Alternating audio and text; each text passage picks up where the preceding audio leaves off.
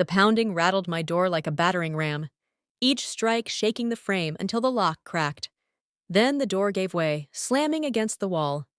In the glow of the hallway light stood Richard Kane, my stepfather, his face red with alcohol and fury. He stumbled forward, shouting through clenched teeth, "You've betrayed this family, Emily. Tonight, you'll learn what loyalty costs." Before I could react, his weight crashed into me, driving me back into the bookshelf. Pain exploded through my shoulder with a sickening pop. My body buckled, ribs screaming as he struck again. Behind him in the half-light stood my mother, Margaret. Her hands clutched her face, her body trembling, eyes wide with terror. But she did not move towards me. She did not speak. She just stood there silent, watching as my body crumpled to the floor. That silence pierced deeper than his fists. "My name is Captain Emily Carter. I am 32 years old, a U.S. Army combat medic stationed at Fort Bragg. I have dragged wounded soldiers out of burning vehicles under fire, set bones on the floor of field hospitals, and stitched torn skin in the sandstorms of Afghanistan. I have seen men bleed out in minutes, but nothing in war had ever prepared me for the war that came through my own door that night." Richard's hand tangled in my hair, yanking me up, his knuckles driving across my cheekbone until stars burst in my vision. My shoulder dangled useless pain, screaming with every breath. I tried to push back, but his size dwarfed mine. The air filled with the stench of whiskey and the echo of his voice, low and venomous. "You'll never escape me, girl. Family is forever." My mother's sobs broke through, muffled behind her hands. For a fleeting second, our eyes locked. I begged silently, "Please help me." But she stayed frozen, her silence louder than any scream. I thought of the nights we used to sing together when I was a child, her voice carrying me to sleep. That voice was gone now, trapped in fear. Blood trickled into my mouth. My knees gave way. But through the haze, I saw the olive green radio on my desk, the one I carried home from the base after late shifts. Crawling on my side, I lunged every rib, protesting. Richard's boot slammed against my back, but my fingers found the switch. 3 quick presses the emergency signal. Somewhere miles away, military police would see my coordinates light up. Richard didn't notice. His rage consumed him. He lifted me again and slammed me into the wall, promising I would regret ever leaving his house, his rules. My vision narrowed, a tunnel of light and sound fading fast. Yet beneath the roar of my stepfather's voice, I thought I heard the faint crackle of a response over the radio. Hope, thin as thread, pulsed in that sound. And in that moment, even as pain swallowed me, I knew this night would not end in silence. It would end with the truth breaking through. When I lay there on the floor that night, the copper taste of blood filling my mouth, my mind betrayed me by pulling me backward, back to the years when my world still felt safe. Pain has a way of stirring memory. I saw my father again, not in uniform this time, but kneeling on the living room carpet, holding a tiny flag while I stumbled through the words of the national anthem. He laughed softly when I forgot a line, then started over, guiding me with his strong, steady voice. He was a Navy veteran, stern with himself, but endlessly gentle with me. I thought that steadiness would last forever, but forever ended when I was 8. A sudden heart attack took him in the middle of a late shift, and just like that, the man who taught me to be brave was gone.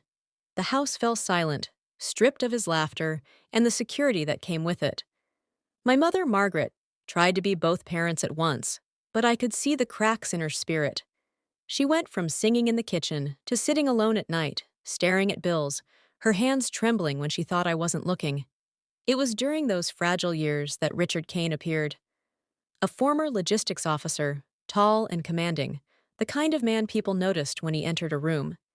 He brought with him the confidence of someone who claimed to understand order and discipline. To my mother, still grieving and desperate for stability, he must have seemed like a rescue. To me, he was a stranger who moved too quickly into our lives. I will never forget that first dinner. Richard arrived with a bouquet of lies for my mother, the kind she hadn't received in years. For me, he carried a stuffed bear dressed in miniature fatigues. My mother's face lit up in a way I hadn't seen since before my father died. her cheeks flushed with something that looked dangerously like hope. I remember watching her smile radiant and alive again, and knowing I should have felt glad. Instead, I felt a cold knot in my chest. That bear sat on my shelf for years, staring at me with stitched eyes, a reminder that someone new had stepped into the space where my father's memory still lived. Even as a child, I sensed that this gift was not about me. It was about winning ground, planting a flag in the quiet grief of our home. And though my mother welcomed him with open arms, I knew then, in a way words could not yet explain, that the light in our house had shifted. It would never shine the same again. It is strange how memory works. That night on the floor of my apartment, with Richard's fists landing like hammers, I kept seeing the earlier version of him, the one the world saw, the one my mother believed in. After my father's death, Richard had entered our lives wrapped in politeness. He told war stories at the dinner table, stories polished smooth, never too dark, always just enough to impress. He stood tall, always in pressed shirts, his voice calm and measured. When he moved us into his spacious house in New Jersey, my mother called it a blessing. To neighbors, he was the perfect gentleman. To my mother, he was safety after years of struggle. But slowly, the mask slipped. It began with small things, questions about who my mother spent her afternoons with, remarks about her clothing, comments disguised as concern. Then he suggested she close her bank account, saying families should share everything. I watched her hand over her independence with barely a protest. His charm with others never faltered, but inside the walls of that house, he set the rules and rewrote every part of our lives. The woman who once hummed while cooking no longer sang. The red lipstick she wore on Sundays disappeared into the back of a drawer. She walked softer, as though even the sound of her footsteps needed permission. I saw her friends fade from our doorstep one by one, until the phone stopped ringing altogether. I learned to measure the mood of the house by the silence that hung in the air. One night, when I was 14, I understood fully what lived beneath Richard's calm surface. My mother had bought a simple dress, cheap, nothing extravagant. She wore it into the dining room, smiling timidly, and for a moment I saw a glimpse of the woman she used to be. Richard's expression hardened. Without warning, he hurled his dinner plate against the wall, the sauce dripping down like blood across the pale wallpaper.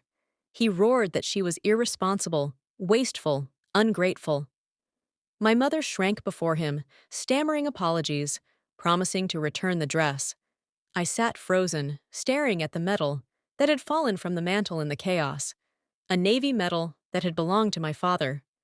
Richard picked it up, sneered, and threw it to the floor. His voice was cold. "Final! I'm the only man in this house now." It was in that moment, watching my mother bow her head in silence, and my father's medal lying tarnished on the carpet, that I realized Richard was not a protector. He was a conqueror, and our home was his territory. The mask had shattered, and the eyes that glared at me across the room were not those of a man. They were the eyes of a predator. The night Richard threw my father's medal to the floor marked a turning point in me. I realized then that waiting for things to return to normal was a fantasy. Normal was gone buried with my father. From that night forward, I understood that if I wanted air to breathe, I would have to carve it out myself. High school became my battleground. While other kids lingered in hallways or laughed in the cafeteria, I poured myself into the junior ROC program. Marching drills at dawn, endless push-ups, running until my lungs burned. I welcomed it all. The ache in my muscles was cleaner than the pain of home. Sweat drowned out the echo of Richard's voice. Discipline became a shield. I could hold a rhythm that pushed the darkness of my house further away, if only for a few hours at a time. It was in those years that I met Naomi Parker. She was quick-witted, sharp as glass, the kind of girl who saw through facades in a single glance. She asked once why I never invited her over. I laughed it off, but she didn't buy it. One evening after practice, I let the truth slip. Not the full weight of it I couldn't bring myself to, but enough for her to see the outline of my prison. She never judged, never pied. She simply became the one person I could exhale around. Sometimes that's all survival really needs. One witness who knows you aren't crazy, who believes you. At home, the shadows deepened. My mother had become a ghost in her own body. She moved softly, spoke little, always with her eyes lowered. When I begged her to stand up for herself, she would only whisper, "You don't understand military men, Emily. He's strict, but he loves us. This is how they are." Each time she said it, I felt something inside me splinter. She called it love, but I knew better. It was fear wearing a mask too heavy to take off. So, I built my own vow in silence. I promised myself that the moment I could leave, I would never come back. I would not vanish like my mother had. I would not let Richard's rules become the definition of family. My escape wasn't going to be loud or dramatic. It was going to be steady, disciplined, inevitable. Every push-up, every mile, every drill was a step toward freedom. And in the stillness of my room at night, with the stuffed bear in uniform, staring down from the shelf, I whispered a single promise. I will get out. I will never let him win. Leaving that house felt like stepping out of a cave after years of breathing stale air. When my acceptance letter from West Point arrived, I packed my duffel in silence, not trusting myself to speak. The morning I left, Richard barely looked up from his paper. My mother hugged me tightly, her arms trembling, whispering words I couldn't quite hold on to. I told myself I was free. But freedom is more complicated than distance. At the academy, discipline became something else. No longer a shield, but a path forward. I poured myself into every drill, every field exercise, every late-night study session until exhaustion was the only way I knew to rest. Years later, I traded cadet grays for Army greens and became a combat medic. Afghanistan taught me the kind of lessons no classroom could. I held pressure on wounds while mortars fell close enough to shake the ground. I dragged soldiers heavier than me through dust and blood-stitched, torn flesh with trembling hands that had no time to hesitate. Out there, survival was measured in seconds and sometimes in miracles. It was in that desert that I met Lieutenant Sarah Mitchell, sharp-tongued, fearless, the kind of medic who laughed in the face of chaos. She became my anchor in the storm. And then there was Captain James Walker, Special Forces. He carried himself with quiet strength, a steadiness that reminded me of my father. Over months of missions and nights under a foreign sky, I let myself believe I could feel more than just survival. But even halfway across the world, the ghosts followed me. Every phone call home carried the same tremor in my mother's voice. She insisted she was fine, but the pauses between her words said otherwise. Silence has a weight, and hers pressed heavy through every static fill line. I couldn't stand it, so I mailed her brochures from a military spouses support center. Numbers she could call, safe places she could go. Richard found them. His rage traveled faster than any bullet. One night, my phone buzzed with a message from him.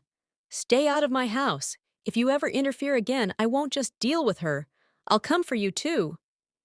Reading those words in a dusty tent lit by a single lantern, I felt the war shift. It wasn't just overseas anymore. It had followed me clawing across oceans, reminding me that some battles don't end when you leave home. Some shadows cross borders, waiting for the day you're forced to face them head-on. The threat in Richard's message lingered in the back of my mind, like the constant hum of an engine you can't shut off. I tried to bury myself in work, in the chaos of the field. But some nights, the silence of the desert only magnified his shadow. Then came the call, the one that broke me more than any wound I'd treated on the battlefield. It was late, the camp quiet, except for the distant rumble of generators. My sat phone buzzed when I answered. All I heard at first was wind and a trembling voice. "Emily," my mother whispered, as if someone might be listening. "He knows. He destroyed the house phone," he said. "If you ever reach out again, he'll kill you." I pressed the receiver so tightly, my knuckles whitened. My voice cracked as I begged, "Mom, listen to me. Come to the base. I'll arrange clearance. You'll be safe here. I'll protect you." Her breath shook on the other end. I could almost see her standing at some dark street corner by a payphone looking over her shoulder. "No, baby," she said, her voice breaking like thin glass. "You don't understand. He always finds us, always. You have to live, Emily. Just you. That's enough for me. And then she was gone. The line went dead, leaving only the hollow static of a world that had closed its doors. I sat there in the tent, staring at the shadows on the canvas walls, feeling like the little girl clutching a stuffed bear all over again, helpless, unseen. But training doesn't allow you to sit with helplessness for long. The next morning, I sought out Major David Harris, our judge, Advocate General, officer. He was a man who measured his words, the kind whose calm made you believe in rules, even when chaos reigned. I told him everything my mother's call Richard's threats, the history that had stalked me across continents. His jaw tightened, but his eyes stayed steady. He promised to review what could be done legally, though even he admitted the reach of military law had limits when it came to a civilian stepfather stateside. Later in the medic tent, I found Sarah.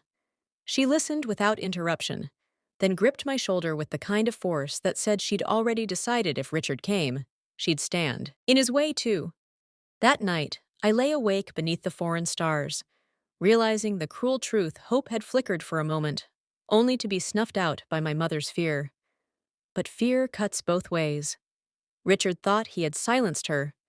What he didn't know was that her words had lit something else inside me, a refusal to remain his prisoner, even from half a world away. The night ended with red and blue lights flashing against the rain-sicked windows of my quarters. The sound of boots pounding through the hall, and Richard's hands finally torn from me. He was still shouting when they dragged him out, still spitting rage even as the cuffs bit into his wrists. The air rire of alcohol and iron my blood on his skin. I sat against the wall chest, heaving ribs aching with each breath, and watched the storm inside our home finally break. But what struck me most wasn't his capture. It was my mother. Margaret stood frozen in the corner, mascara streaked down her cheeks, her body trembling. She had not lifted a hand to stop him. Even when the MPs pushed Richard into the hall, she clutched her shawl tighter around her shoulders, her eyes fixed on the floor. And when they asked her to testify to confirm what had just happened, she shook her head slowly. "He's still my husband," she whispered. "He didn't mean it." Those words pierced deeper than any of Richard's blows. For years, I had told myself she was a victim like me, trapped powerless. But in that moment, I saw something harder to accept. She had chosen silence. She had chosen him. And maybe she always would. At the hospital, as they stitched the gash above my eyebrow and wrapped my ribs, James arrived straight from deployment. He stood at my bedside, fury and grief, battling in his eyes, his hand gripping mine so tightly I felt the tremor in his bones. "Never again," he said, voice low but steady. "He will never touch you again." Major Harris visited the next day with a folder thick with reports. Richard's arrest wasn't just about one night. It opened a record. Long ignored charges, buried complaints, silenced. This time the system would not look away. For once the law carried weight heavier than Richard's fists, and yet beneath the relief I grieved. Not for Richard, he was nothing but a shadow now, but for my mother, who had been standing in that corner her whole life, mistaking submission for survival. I realized then that saving her was never within my power.